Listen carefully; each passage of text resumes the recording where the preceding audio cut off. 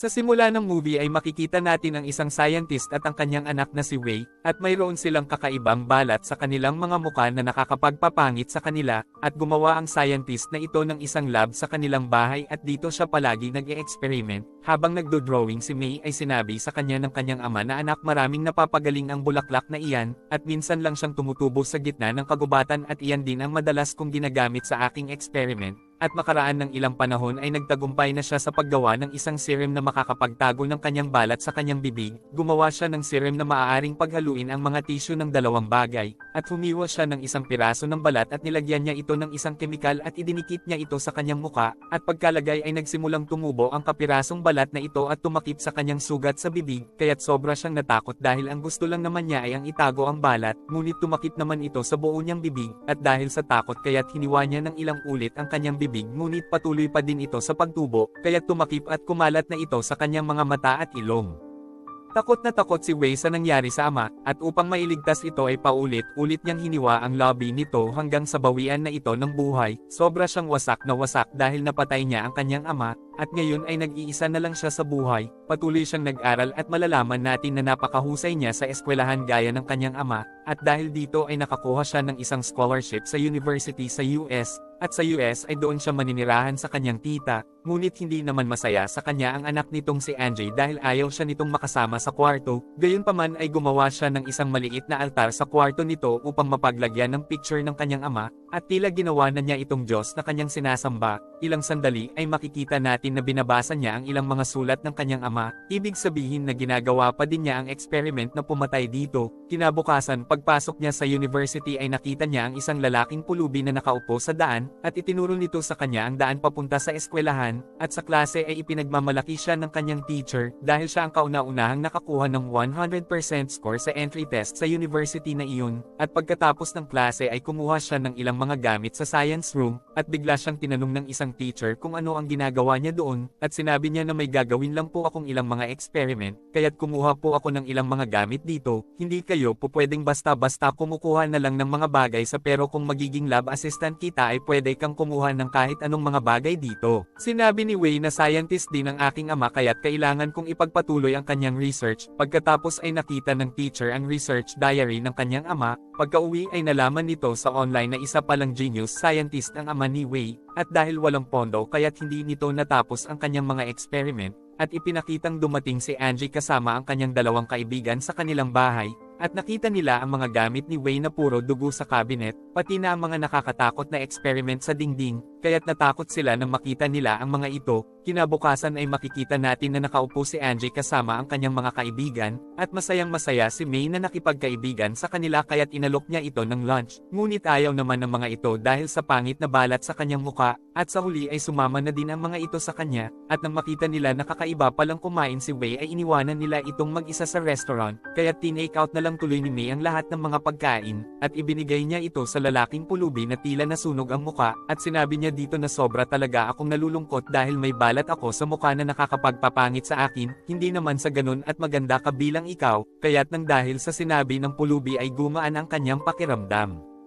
At habang papauwi ay isinakay siya ng kanyang teacher, at sinabi nito sa kanya na tutulungan kitang matapos mo ang iyong research, at masayang pumayag si Wei sa kanya dahil ito ang kauna-unahang tumulong sa kanya, at pagkatapos ay ginawa na nila ang experiment na ito, ngunit sa kabila ng kanilang pagsusumikap ay hindi naging matagumpay ang kanilang experiment, at nang dahil dito ay nalungkot ang kanyang teacher, kaya't nagdesisyon na ito na ihinto na ang experiment na iyon. Pagkatapos ay dumating ang kanyang kaibigan na si Alice at nag-apply ito bilang assistant, at tinanggap naman ito ng kanyang teacher, at habang pauwi ay nakita niya ang isang poster ni Alice na may bulaklak na ginagamit ng kanyang ama sa experiment, at nalaman niya na ginagamit pala ito sa isang exhibit, at nang mabasa niya ito ay naalala niya ang sinabi ng kanyang ama na napaka-importante ng bulaklak na iyon sa kanilang experiment, kaya't kinagabihan ay nagtungo siya sa isang kalapit na farmhouse, at ninakaw niya ang bulaklak na ginamit sa exhibit at dinala niya ito sa science lab, at pagkatapos ay sinimulan na niya ang kanyang experiment gamit ang bulaklak, at hindi niya alam na nandoon pala sila Alice at ang kanyang teacher na may ginagawang milagro. Pagkatapos ay hiniwanan ni Wei ang balat sa kanyang hita, at hinati niya ito sa dalawa at nilagyan ng serum.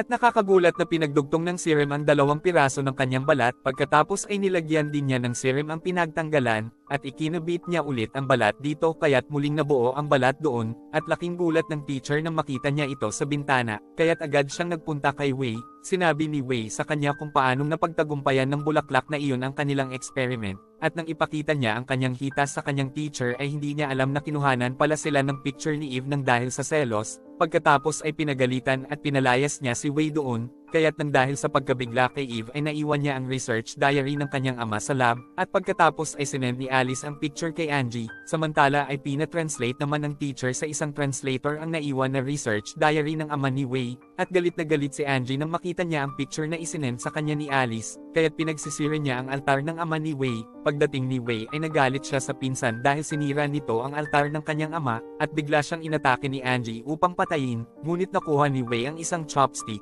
at hindi niya sinasadyang masaksak ito sa isang mata at mapatay.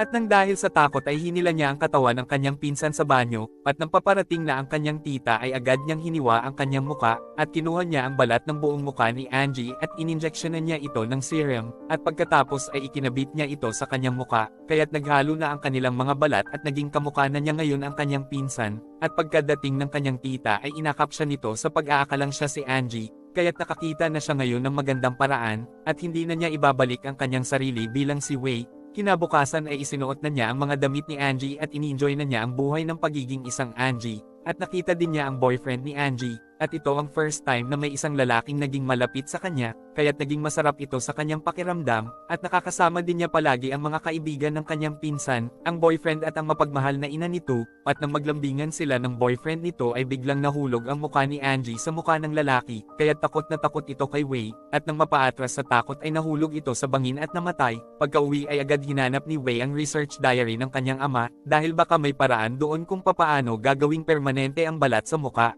Ngunit hindi na niya nakita ang diary research ng kanyang ama dahil nakuha na ito ng kanyang teacher, kaya't ini-inject na lang niya ang natitira niyang serum at ikinabit niya ulit ang mukha ni Angie. Pagkatapos ay nagpunta na ang kanyang teacher sa farmhouse upang makakuha ng bulaklak para sa kanyang gagawing experiment, ngunit tinawagan siya ng translator at sinabi nito na napakadelikado ng experiment na iyon, ngunit hindi naman siya pinakinggan ng teacher. Samantala ay pumunta si Wei sa eskwelahan upang hanapin ang notebook ng kanyang ama, ngunit hindi naman niya makita ito kahit saan sa lab, kaya tinawagan niya ang kanyang teacher, at sinabi ng kanyang teacher oo na sa akin nga ang diary, ngunit hindi mo na ito makukuha sa akin ngayon dahil ipapublish ko na ang experiment sa aking pangalan, kaya't sobrang nagalit sa kanya si Wei ngunit wala naman siyang magawa, kaya tahimik na lang siyang kumilos, at pagpunta niya sa eskwelahan ay nakita niya si Eve, at alam niya na may sekreto itong relasyon sa kanilang teacher, at inaya niya ito sa bahay nila Angie, at pagdating sa bahay nila Angie ay agad niyang inatake ito, ngunit nagawa namang makatakbo ni Eve sa garden, ngunit nahuli din siya ni Wei doon at pinatay siya nito sa pamamagitan ng isang drill machine. At pagkatapos ay kinuha ni Wei ang balat ng kanyang muka, kaya't naging kamukha na niya si Eve, at pagkatapos ay ginaya na din niya ang buhok, mata at pananamit ni Eve, at kinabukasan ay nagpunta siya sa eskwelahan gamit ang muka ni Eve, at dito ay nakaramdam siya ng kakaibang saya dahil sobrang sikat si Eve sa buong university, at pagkatapos ay nagpunta siya sa bahay ng kanilang teacher upang makuha niya doon ang diary ng kanyang ama, at hindi alam ng kanyang teacher na siya pala si Wei, kaya't pinapasok siya nito sa loob ng bahay, at makikitang agad niyang hinanap ang diary ng kanyang ama, ngunit hindi naman niya makita ito kahit saan, kaya't inuna na lang muna niyang itago ang dalawa niyang pinatay. Pagkatapos ay nakita niya sa cellphone ni Angie ang isinend na picture ni Eve na picture nila ng kanyang teacher, ibig sabihin na gusto talaga siyang sirain ni Eve, at ginamit niya ang picture na ito laban sa kanyang teacher at ipinadala niya ito sa mga pulis, upang mapalabas na ginagamit ng teacher ang kanyang mga estudyante, kaya't hinuli na agad ito ng mga pulis, ngunit dahil sadyang malakas ang kapit ng pulis kaya't nakapagpiyansa din ito kaagad, at pagka-uwi ay ginawa na kaagad nito ang experiment ng ama ni Wei, at dahil dito ay nakagawa na siya ng isang serum kaya't napagdugtong na niya ang 2 piraso ng mga balat, ibig sabihin na napagtagumpayan na din niya ang experiment na iyon. Pagkatapos ay dumating si Wei gamit ang mukha ni Eve, At nang umalis ang kanyang teacher ay hinanap ni Eve ang diary ngunit ang nakita niya ang ginawa nitong serum, kaya't ito ang kinuha niya at agad na umalis, at nang tingnan ay hindi na nakita ng teacher ang kanyang ginawang serum. Kinagabihan ay tinanggal na ni Wei ang mukha ni Eve, at pagdating ni Alice ay sinabi niya kay Wei na nawawala sila Angie at Eve, at pagbukas ni Alice ng ref ay nakita niya doon ang bahagi ng katawan nila Angie at Eve, kaya't nang matakot at magsisigaw si Alice ay agad na tinagpan ni Wei ng cling wrap ang mukha nito upang mapatay, at nang dumating ang teacher ay nakita siya nitong nakaupo at nagtatatawa sa sala, kaya't nakaramdam ito ng kakaiba sa kanya, at galit na galit niyang sinabi na experiment iyon ng ama ko at hindi sa iyo, ngunit hindi siya pinansin ng kanyang teacher at nagpunta ito sa ref upang kuhanin ang ginawa niyang serum, at nang buksan niya ang ref ay nakita niya ang mga bahagi ng katawan sa loob nito, kaya't halos hindi na siya makahinga sa kanyang nakita, at pagkatapos ay bigla siyang sinaksakan ng pampatulog sa leeg ni Wei.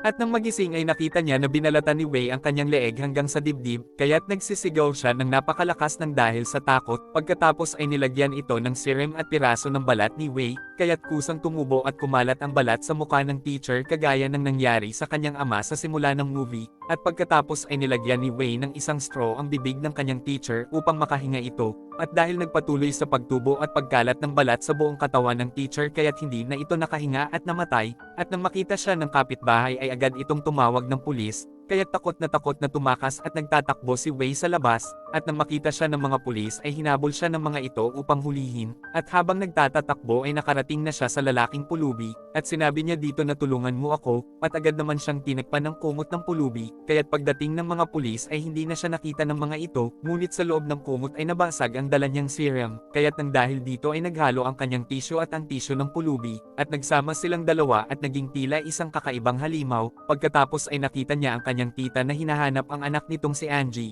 at hindi niya masabi dito ang tungkol sa nangyari kay Angie, at nagtatakbo sa takot ang kanyang tita nang makita siya nito dahil mukha siyang isang halimaw. At dito na po nagtatapos ang ating movie. Mag-subscribe ka na po Lods para sa magagandang mga movie na katulad nito. Maraming salamat po sa iyong panunood at pagsuporta. Ingat po palagi Lods. God bless.